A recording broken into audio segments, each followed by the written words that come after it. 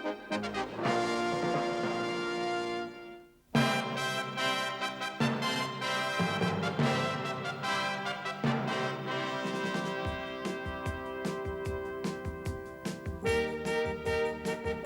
this week's The Big Match Revisited, Graham Taylor takes his improving Watford team to Upton Park to face West Ham in the second division. And all the goals from the games involving Nottingham Forest and Liverpool in the first division.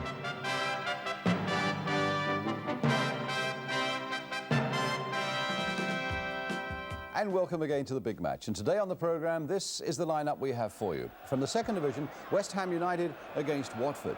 And later in the programme, two first division games as Nottingham Forest face West Bromwich Albion and league leaders Liverpool take on Southampton. And as a special bonus today, George Best in brilliant scoring form for Hibernian against Celtic. And as I promised you last week, the answer to our Golden Goals of the Decade competition. I'll be giving you the winning order of merit and the name of the lucky viewer. But first of all, action, and it's West Ham against Watford. West Ham have been making another run towards promotion. Watford, meanwhile, have been inching their way clear of the relegation zone, and both have had good cup wins in the past week. So let's get across now then to Upton Park. Former Manchester United and England striker Stuart Pearson has overcome his injury problems and has helped to get West Ham back on a winning run again with 4 goals in his last 5 games, as West Ham now take on a promotion look again. Their team for this game shows one change from the side that beat First Division West Bromwich Albion in the Cup replay on Tuesday, with Billy Bonds returning after injury and Paul Brush being named the substitute. Jeff Pike continues in the number 9 shirt in place of David Cross, the leading scorer with 14, who's still not quite fully fit after a foot injury. As for Watford, like West Ham, they've a good cup win under their belt, victory last week at Queen's Park Rangers, and it's indicative of the changes manager Graham Taylor has brought to the side, that 6 of his 12 for this game have between them played only 44 games for the club. The relative newcomers being goalkeeper Eric Steele from Brighton, Mick Henderson from Sunderland, Martin Patching from Wolves, John Ward from Lincoln, Wilf Rostron from Sunderland, and Malcolm Poskett from Brighton. And because of Watford's form, it's improved. Malcolm Poskett, the striker who cost £100,000, has yet to play his first game, and today can only make the substitutes bench. The referee today is Clifford Maskell from Cambridgeshire. The crowd looking for something to warm them up on a really bitterly cold day, and I think that probably applies up in the director's box as well, where the two managers look tucked up. On the left, John Lyle of West Ham, and on the right in the spectacles, Graham Taylor of Watford. So it's Watford who get us away, attacking the goal to our right in yellow shirts, red shorts.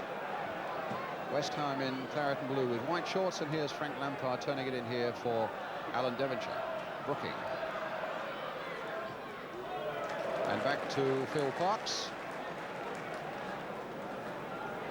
Had such a storming game at West Brom in the Cup last week. Henderson to Blissett.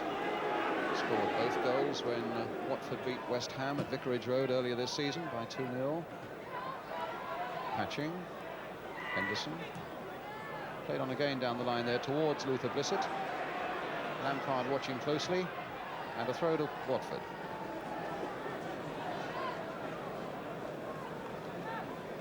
Luther Blissett with 5 goals this season. 2, as I say, against West Ham back in September. Missing the inspiration, no doubt, of Ross Jenkins alongside him, but it's the throw for Watford now with Dennis Booth, their captain. Patching, turning it back. Steve Sims has gone right in there, and Sims looked as though he might have got a shot in there. Blissett playing it wide there towards Train, and it's cut out this time by Alvin Martin for West Ham, and the long ball forward towards Pearson. And Pearson shielding it well. Good advantage played by the referee. It's with Brooking running into trouble in the shape of Patching, and Booth now trying to get John Ward going away on that far side for Watford. A nice piece of control by him, played into Rostron. Good piece of play here by Rostron, and Watford looking lively. Ward with a shot and a good save by Parks. A lovely piece of play, though, by Wilf Rostron, the former Sunderland player that got it on its way. And Ward, who's got a former Lincoln City player, got a good goal-scoring record against into the lower leagues, got his shot in quickly, and Parks was down so quickly himself. Ray Stewart with a throw. It's a good long throw there. Pearson looking for the little back nod, which he gets, but it comes to nothing. But Stewart with a chance of turning it in away and well. Pike with the header. Steele with a comfortable save.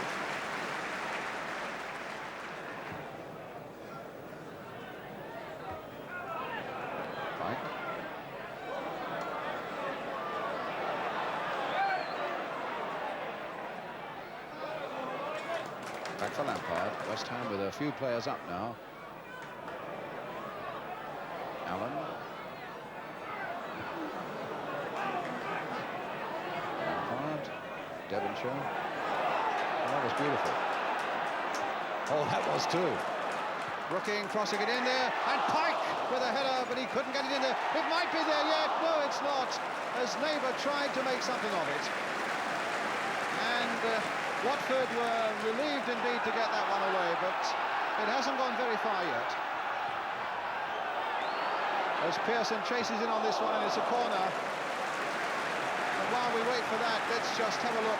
First of all, that lovely piece of play by Alan Devonshire. And then another piece by Brooking. And with West Ham, or rather with Watford in a lot of trouble there for a moment, it's finally hooked away as Neighbour came in. So here's the corner now, with Trevor Brooking taking it. Curled in once more there. Martin's gone right in there, and there's a foul as Pearson took his shot. A free kick to Watford.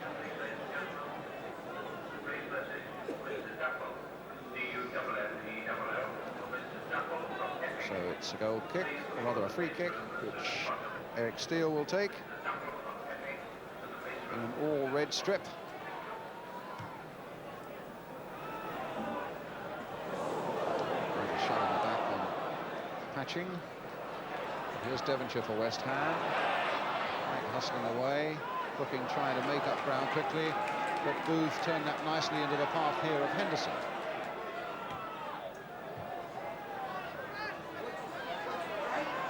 Lampard, Martin, Devonshire. A flick on there, and a beautiful one there, just flicked out there, spotting Paul Allen, and here's Jimmy Neighbour. Taking on Harrison, really attacking him, playing it in for Allen, a bit of space to get a shot in, deflected away there, and Steele able to save at his ease. Meanwhile, Malcolm Foskett warming up for Watford. Martin, finding Lampard. Devonshire, shadowed by Henderson, a throw to West Ham.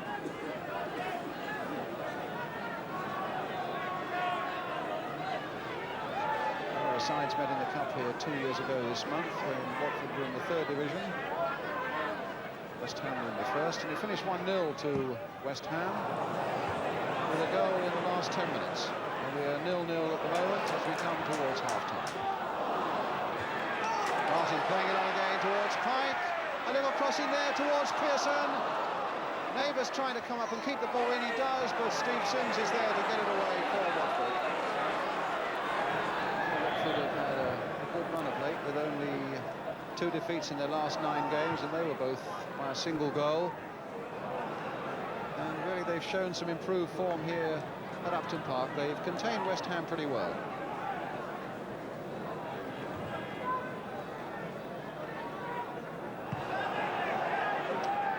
Neighbour getting in there. And a rather lightweight West Ham attack, still not posing any great threat. And indeed there is the half-time whistle. A disappointing finale so far as West Ham were concerned. They started quite brightly the first 20 minutes or so, and then the game fell apart, and there's no doubt about it that certainly in the opening period of the game, that when Watford were making chances as well, it's a game that could have gone either way, and certainly still could. A half-time score then here at Upton Park. West Ham 0, Watford 0, and we'll be back with the second half.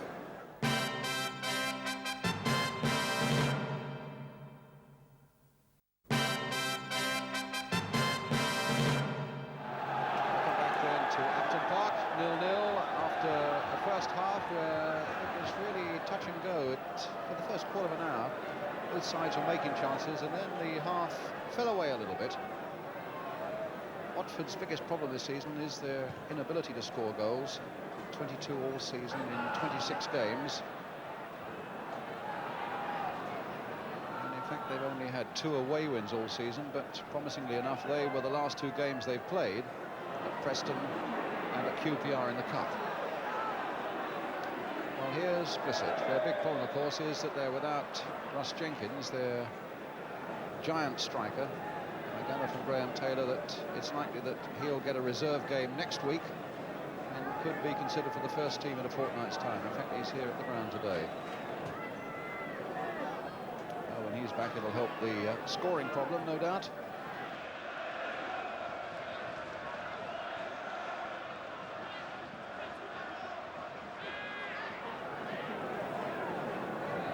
Sims crossing it in. Brooking nodding it down there for Pearson. Booth. Played down here for Ward. Listing quickly by him. That was a nice little cross. Played back again towards Blissett. After Patching had played an interesting ball across to him, and Luther Blissett completely missing his kick. To the relief of the vast majority of people at Upton Park.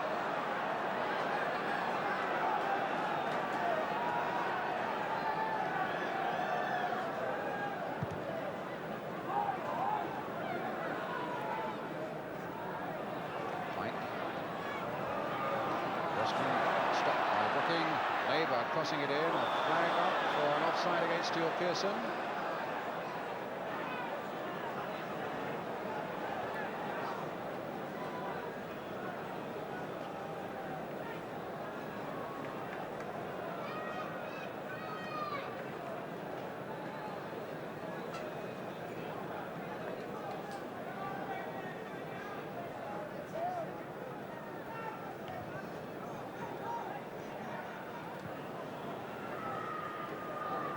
Stewart rounding it forward. Bolton with a header. Ward touching it there for Rostron. A nice little play back there by Patching, still right up there amongst the front men. Nice little play there by Booth, sending Henderson, the fullback, on his way inside for Rostron. Hit first time, and a brilliant goal by Rostron for Watford. A really brilliant move that by Watford, where Dennis Booth played such an important part in it. And when it came inside for Wilf Rostron, well, even the flying Phil Parkes couldn't stop it. West Ham 0, Watford 1. Wilf Rostron. Well, the Watford fans down in that far corner very happy with the way things are gone. Their team a goal up. Allen. It's going to be a throw. So it'd be quite a feather in Watford's cap if they can say they've completed the double over West Ham, having beaten them 2-0 at Watford in September.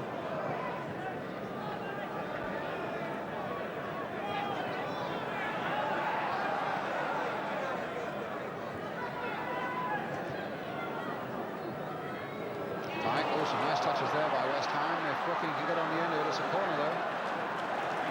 Ball coming off Dennis Booth. Crowd doing their best to get behind this West Ham side now. Still this goal down. Bonds and Martin have come up, and they're looking for Brooking to put the ball onto the head of one of them. And it's Martin, in fact, and it was Henderson who got it away. Martin's still right in there, wondering if he can get the ball to Brooking. Well, he doesn't need to. Plays it instead to Devonshire. And Pike and Billy Bonds, and across the goal, and a corner. Well, that was certainly a scare for Watford, because that ball ricocheted across the goal and eventually come to Billy Bonds. Devonshire. Brooking pushing forward more and more.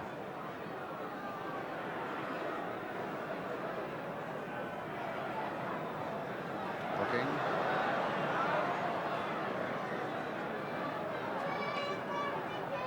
And the ball hit the corner flag and stayed in, and it's found Brooking. Oh! A neighbour! 1-1. No, disallowed. Disallowed. I only believe that there must have been an offside there, as Devonshire found Brooking, and the ball came across the 6-yard area, and Jimmy Neighbour turned it in.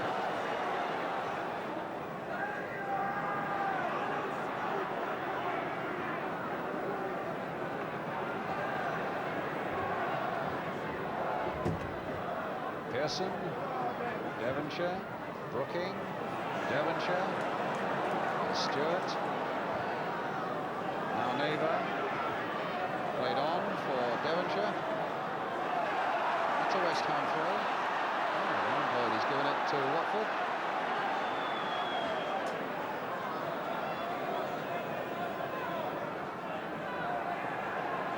And I think the linesman looks there as though he's been hit by something.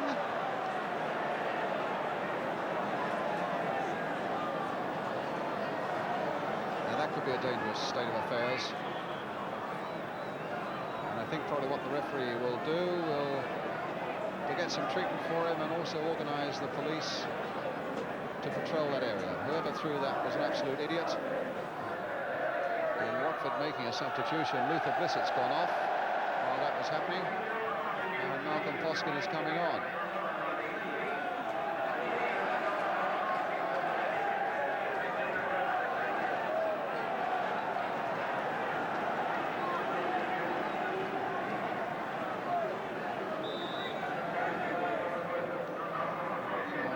Coming around to see what happened, to make sure at any rate that it doesn't happen again.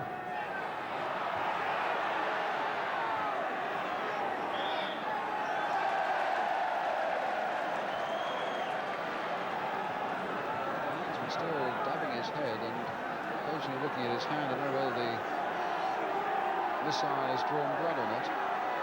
At any rate, at the moment, it's Ray Stewart with a free kick for West Ham. Played in towards there, Stuart Pearson there. Billy Bonds is there with a header.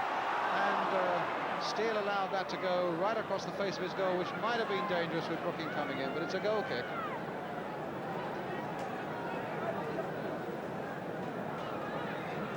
And 4 policemen now moving round to this side of the ground to make sure there's nothing untoward happening between the crowd and the linesman. Devonshire.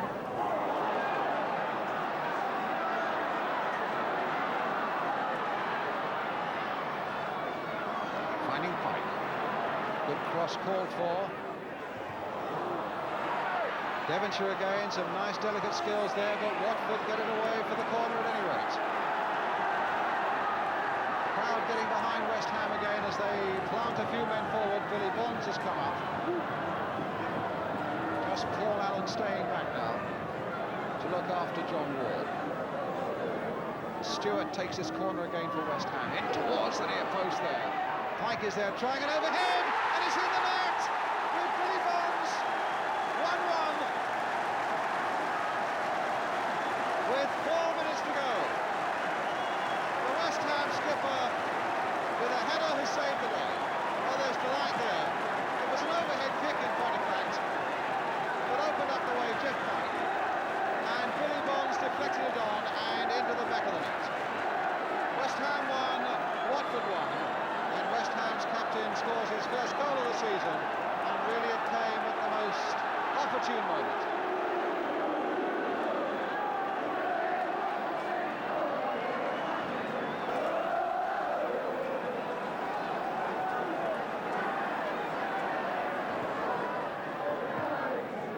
To go, plus some time to be added on for injuries. Here's Poskett. As Watford now seek to get back that lead as Henderson plays it in, and it could be dangerous. They're all coming in there, they're lining up. Oh my word, and it fell straight into the arms of Phil Parks.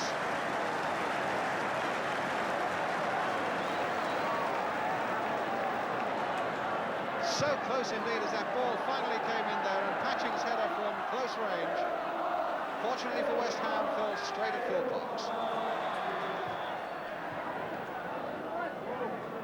Ward right up there. We've had a minute of time added on for stoppages as Ward, that looked a dive to me, but it clearly was a foul as well. And it's a free kick to Watford. As we come towards the 2nd minute of time added on for stoppages. Now, are Watford going to snatch something dramatically, almost with the last kick or the last header of the game? They're not, because Phil Parks is there. The whistle had gone in any case for the end of the game. A 1-1 draw, and West Ham can thank their skipper Billy Bonds with that goal just 4 minutes from time, his first of the season. A really lacklustre West Ham performance against Watford, who looked sprightly throughout, and indeed went into a lead which they just about deserved with the number 11 Will Frostford, and what a beautiful goal it was after a fine move. And you really get the impression as you see what is really a new look Watford side that soon it would appear that their relegation fears could well be behind them. A final score then here at Upton Park as the players come off. West Ham 1, Watford 1. I have to say, over 90 minutes, that was a pretty poor game, and from West Ham's point of view, a very disappointing performance, and that's after giving credit to Watford for a really significant improvement in their form. But just where did things go wrong for West Ham? I spoke afterwards to their former England and Manchester United striker, Stuart Pearson. West Ham certainly were off form. That's right. After such a good result on Tuesday, the manager was talking about everybody going out and all about attitudes, really, coming back to the league. Because in all fairness, I think West Ham getting back to the first division is priority number one. And really, I think we was just lacking in a little bit today.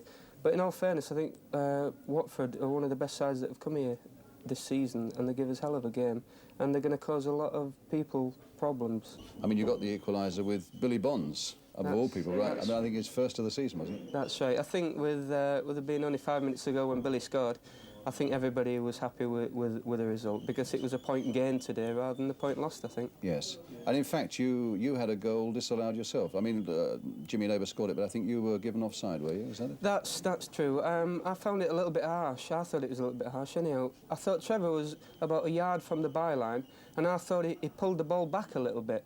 But the referee was in line. He said it was offside, so you've got to accept that. But I thought it was a little bit harsh. Maybe you could see it again when you play it back on TV. But at first, when he gave it offside, I flicked the ball, and I didn't know whether he gave Jimmy Neighbour offside, because he was coming in far post and he tapped the ball in. Yes. So I didn't know it was me, but it was me that he gave offside. It was.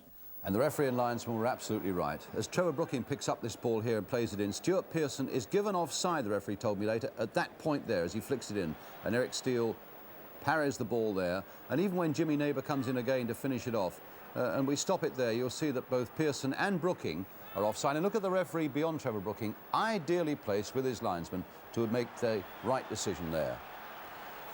But is Stuart Pearson himself now settling down in the south? Well, I've only just adapted, actually. The last month has been a lot better, because only for one reason, I'm 100% fit again. When I first came down, I was staying in a hotel. I never saw my family for 2 or 3 weeks, and it was very hard to adapt. And apart from trying to please the fans, you've got to show the boys in the team that you can still play a little bit. And until this last 4 or 5 weeks, I haven't been able to do that. I was a bit disappointing, to say the least. But now I'm 100% fit. I'm feeling a lot happier. I've moved into a new house just before Christmas, so everything's starting to click again. The old confidence is back, and hopefully I'll go on to score a few more goals. Good. But what about the Watford point of view? What did manager Graham Taylor see yesterday in terms of improvement in his new-look side? Well, I think bearing in mind that we have sort of 6 of those 12 players out there who've played so few games, and I say 6 of them still in hotels looking for houses, I saw a little bit more understanding, and you'll only get that from playing together. And as you know, we've changed the team radically in the last 10 weeks. And so I saw a little bits of understanding, a little bit more of good inventive play, which in fact I like to think that the type of players that I've bought for that reason. And you've got a cup tie coming up against Harlow. Now, that's something that captures a lot of people's imagination. What are your thoughts about that at the moment? Well, you know, Brian, it depends which way Harlow want to play it, doesn't it? I mean, we had all of this last year when we were at Manchester United and Nottingham Forest, and understandably, people want to hear what the underdogs have to say and how they're going to approach. So it's really all in Harlow's court. All I can say is that the only way you can compare the two teams is that Harlow have played Leicester twice, and we've played them twice, and we haven't beat them, and we've a deficit of 5-1. Harlow have beaten them and drawn, and they're 2-1 up on aggregate, so we're the underdogs, really. If they want to play it that way, I'm quite happy for us to be the underdogs. Who's he kidding? And indeed, for the record, Watford's cup opponents Harlow lost at home 3-0 yesterday to Hayes in the Berger Isthmian League, and in fact I think there were about 750 fans there to see it. And just before we leave West Ham, let me just clear up that incident about the linesman being hit by something from the crowd. It does seem that Mr. Hazard of Surrey was hit probably by a coin. But the referee, Clifford Maskell, who I thought had a really good game, told me afterwards that he would not be reporting the incident to the Football Association. He says, "I shall mention it only if the FA asks me." Coming up next then, Nottingham Forest against West Bromwich Albion, Liverpool against Southampton, and the answer to our Golden Goal of the Decade competition, and that's after this short break.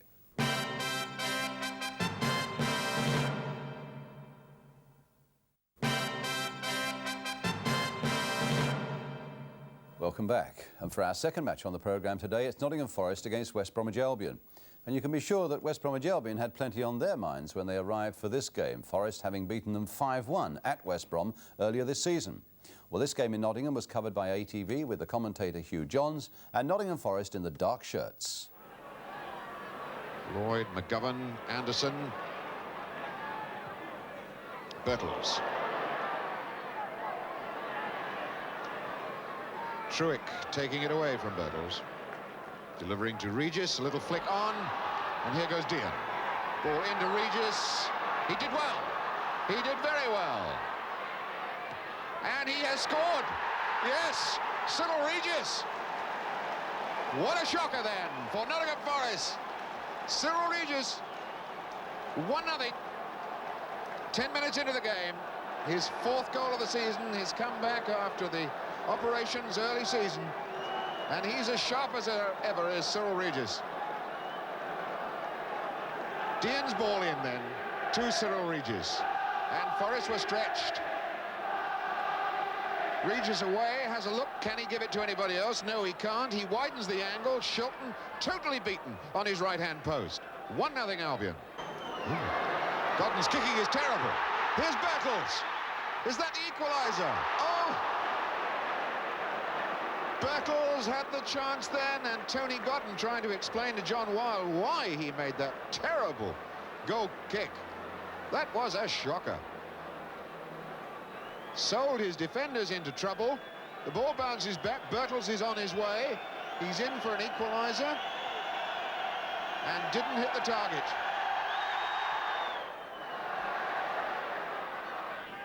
Dean getting a touch.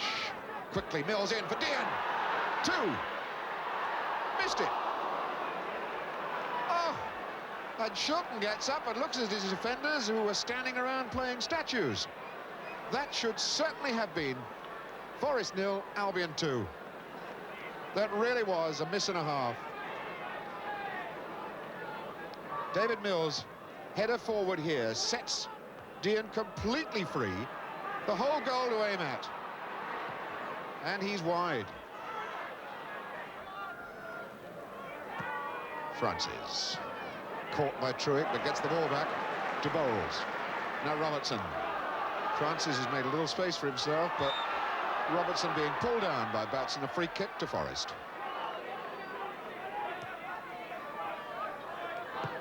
Robertson then goes for Francis. And he made space. Nice touch. O'Neill. Blocked off the line from Needham. Oh, that was panic stations for Albion then. The corner being taken and has been taken too quickly because Dixie Dean is down injured, and Pat Partridge figures he needs a little bit of treatment, I think. This ball in, drops down to Martin O'Neill, looks to have the goal at his mercy. The ball screws up in the air. Needham goes in, and it's knocked off the line by Dean, who got injured in that moment. Here's Regis. Lloyd.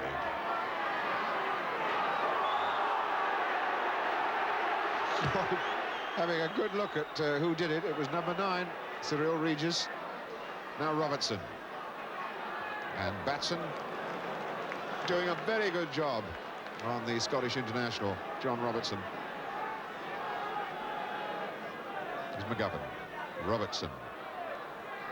Faced by Truick this time. Bertels. And the goal from Needham. Oh, what a save.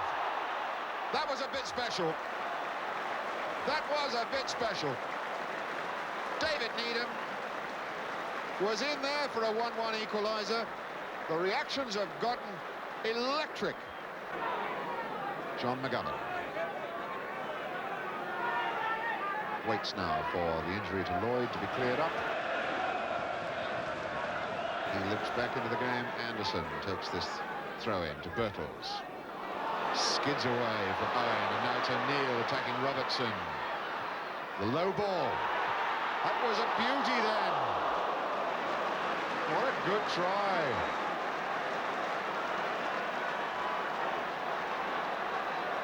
Well, that really was so close. O'Neill sticks it in. Birtles here gets on the end of it perfectly, just over the bar. It was deflected over, so it goes for a corner. Number 16, bowls, near post. Anderson pumps it in again. Birtles helps it on, and there's the goal. David Needham. Well, he would not be denied, David Needham. Neither would Forrest. That constant pressure of this early stages of the second half has paid off. Dave Needham equalises at 1-1. And the memories of that superb save that Godden made against him in the first half erased now. Birtles helps it on, and there's Needham with the right foot just inside the post. Superb 1-1 equaliser. Owen back though to Dean. Oh, that was a stupid ball. It's Birtles. And Godden still gets it away. Now Anderson. McGovern. There were several. Oh! And Mills has done it! Well, Albion absolutely dug their grave and dived straight into it. Twice in a row, the back pass to the goalkeeper. And that one, Francis punished them severely. 2-1. 11 minutes into the second half. For Trevor Francis' 5th goal of the season. What a foolish moment for Albion's David Mills. There he is. The ball to the goalkeeper, directly to Francis. The first time shot. Thank you very much. 2-1. Team caught in possession now to Robertson. Francis starts to run. Support up alongside him from Birtles. Oh, he's made the space for himself. Well, that was so close. The stretching fingertips of Tony Godden did in fact get a touch. Here's Trevor Francis. Checks, goes inside. Godden's left hand, just enough to turn it round the post. And Forest are continually looking dangerous in this second half. There goes Francis again. Oh, nice ball into Anderson.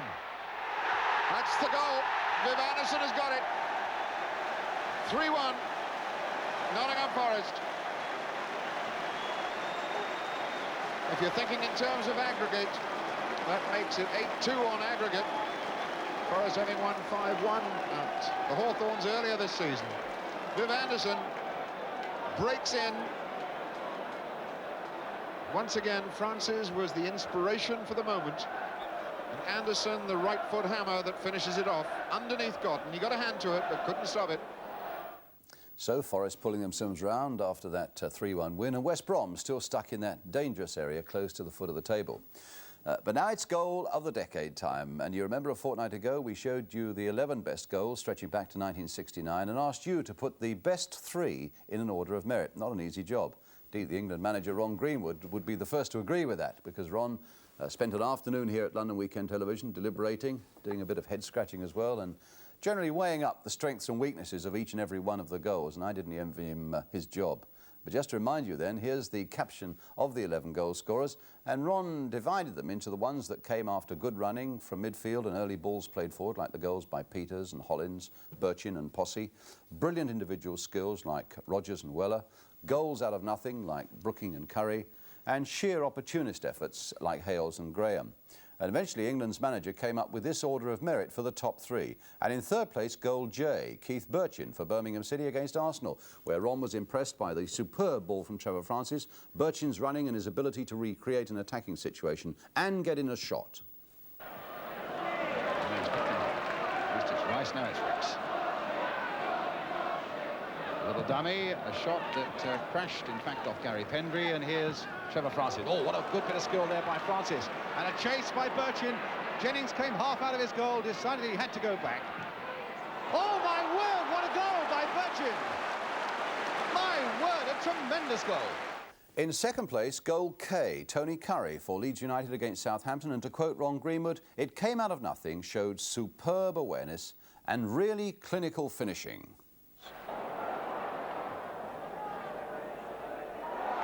Curry. Oh, my goodness! And Tony Curry milks the applause that is so deserved. And the golden goal of the decade, goal F by Keith Weller for Leicester City at Luton. Said Ron Greenwood, it was the sort of individual goal we're all searching for and love to see. He took people on, his finishing was brilliant. It's the sort of individualism that our game needs today. Whitworth to Weller. Lovely close control there by Weller. Still with Weller. Oh, and what a fantastic goal! So the winning order, goal F, goal K, goal J, and here's the winning entry sent by Mrs. Rosemary Easton of White Walls, Shedfield, near Southampton. Quite a family of football fans, in fact, because both her husband and son Andrew sent in entries for this competition. But on this occasion, Mum was the winner. And Rosemary will be coming with us to watch England's match in Spain on March the 26th, all expenses paid by us. And indeed, with 4 children and a husband, her big problem now is to decide who is the one person who comes to the game with her. And by coincidence, they are a family who used to live in Spain. So our congratulations then to Rosemary, and indeed our thanks to all of you who entered. It really was the most popular competition I think we've ever had. And of course, it was marvellous to see all those great old goals again. What about Keith Weller, the winner?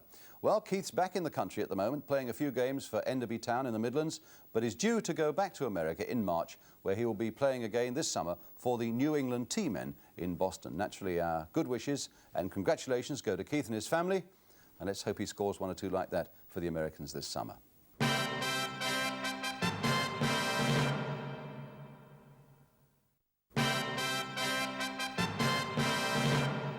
Our last match today is the clash between Liverpool and Southampton. Such a critical one if there's to be a competitive flavour about the race for the First Division Championship over the coming months, because somebody just had to put a stop to Liverpool's great run. Well, yesterday it was the turn of Southampton to try. But they went to Anfield with a good record themselves, 4th in the table and winners against Liverpool earlier this season at Southampton. The pictures now come from Granada Television. Your commentator's Gerald Sinstadt with Liverpool in the all-dark strip. Sunshine coming through the mist, providing a bit of colour in that goal mouth. Red shirts of Liverpool and the yellow of Southampton. Johnson got the header, thought he was in for a goal, just put it wide. It's all left to the goalkeeper here, and Johnson had a clear header but was under a bit of pressure from behind. Shannon comes up to meet the corner, ball plays it immediately back in, it hit Ray Kennedy, and the red flood comes out.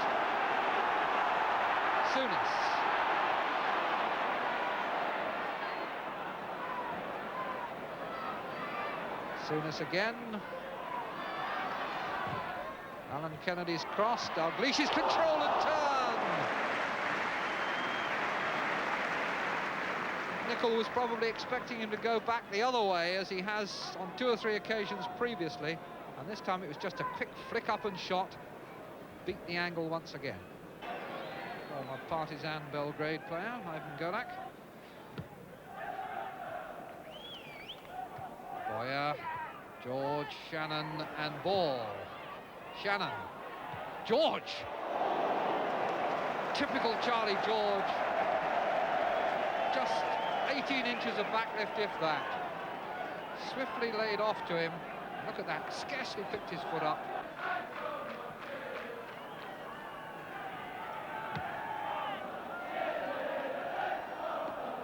Kennedy. Baker. Looking for Boyer. Boyer turns and scores! 1-0, Phil Boyer with his first strike-at goal. Scores his first away goal in the league for 13 months. Baker's cross drops off Boyer's chest, swivels and hits gets it out of Ray Clemence's reach in off the post. Souness, Thompson, Johnson. Past ball, past Golak, and Ray Kennedy's shot fisted over very well indeed by Peter Wells. Superbly worked, started with a very good run by Johnson, and then in came Kennedy for the shot, and Wells with the wrong hand turned it over. Not on by Johnson to Dalglish. Johnson again, Ray Kennedy ahead of him. McDermott in the middle. It'll touch back to Johnson. Johnson didn't mean it, and the very fact of that, I think, disconcerted Wells. It's a beautiful build-up, a lot of improvisation in it. It's a flick back there from McDermott, and Johnson found it coming onto his foot, and that surprised Wells. Thompson. Hansen.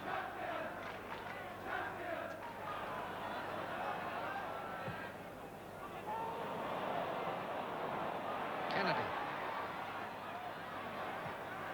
Turned and crossed well. Meant to go through to Case, but Waldron got in the way. Boyer. Danger here on the break. Shannon is onside. Charlie George is over on this side. Waldron is coming in support. Boyer is there. Holmes was going in, but Thompson has it under control, and Clements picks up. And throws straight to Baker. Robbed, though, by Ray Kennedy. Souness. That's a good ball. Johnson. Southampton stretched, but now back and organised. Oh, but what a lovely ball! And that must be a penalty. Golak on Dalglish.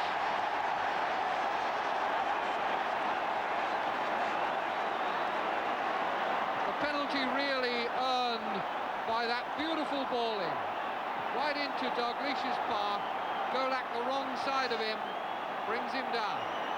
Protests from Southampton, but I really don't think there can be many grounds for them. So with half an hour of the game to go, a chance for Liverpool to draw level through Terry McDermott. Wells, who has played so well, now faces his biggest test of the game. The cop behind him, also behind him the confidence of some very fine saves indeed in this game. But against him, Terry McDermott.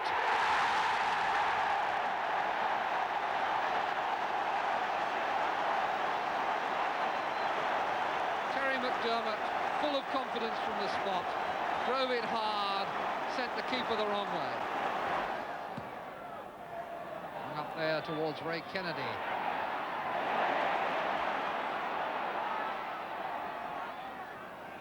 Souness taking it from Johnson, transferring it to Neil. McDermott to Neil. Johnson to Neil. And McDermott! Oh, what a goal that would have been! The way they kept bouncing them off Johnson, and suddenly it was McDermott who'd sneaked in at the back. Neil here, and Johnson the pivot of the move. McDermott to Johnson. Neil then finds McDermott, who'd gone sneaking in, couldn't quite curl it round Wells. Well, at least Southampton stopped Liverpool's brilliant charge, but I dare say we ought to look again at the penalty that gave Liverpool a point yesterday. It was an incident that Gerald Sinstadt raised after the game with Southampton's Alan Ball, but first with manager Laurie McMenemy.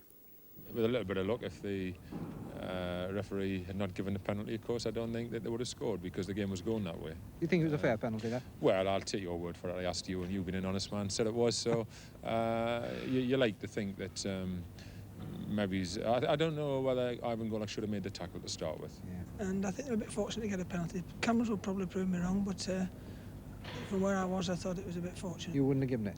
Well, obviously not, no. Well, I think the cameras will prove you wrong, Alan, because as the ball is played in here towards Kenny Dalglish, Ivan Golak goes for the ball there. I thought for a moment he might have been taking the ball there, but you'll see as the ball goes on, it doesn't really change direction. It goes into the same path that Dalglish was running. Dalglish is brought down, And I think you'll agree with me, the referee was absolutely right to give a penalty on that occasion. But that Southampton point means that the top of the First Division table shows Liverpool there, 2 points ahead of Manchester United with a game in hand, followed by Arsenal, Norwich, Southampton, Aston Villa. I think the thing that will surprise a lot of people, they're in 7th and 8th position. Ipswich and Leeds, who had such a desperately bad start to the season, they're improving all the time. Well, that's it for this week. Thank you again for joining us, and we look forward to bringing you more top action from the Football League next weekend. And we leave you today with that bonus action that I promised you. George Best in scoring form yesterday for his Scottish club Hibernian against Celtic. Finished in a 1-1 draw with proof that George himself is still far from finished.